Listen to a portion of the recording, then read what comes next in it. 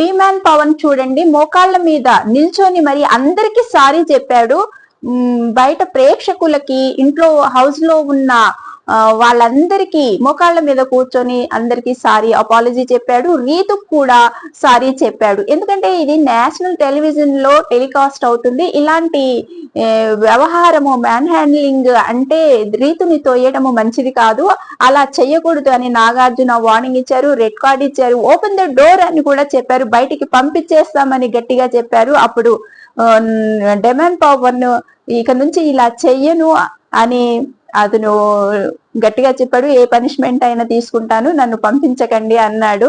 ఒక కన్నీటి చుక్క కూడా కాచలేదు, ధైర్యంగా ఉన్నాడు. ఇలాంటి డిమాండ్ పవన్ మంచిగా ఆడితే టాప్ 1 లో ఉంటాడు. కళ్యాణ్ కూడా ఏడ్చాడండి. అందరికి చూసే వాళ్ళకి కూడా ఏడుపు వచ్చింది. అసలు ఆ పిల్లోడికి అలా మోకాళ్ళ మీద నిల్చొని సారీ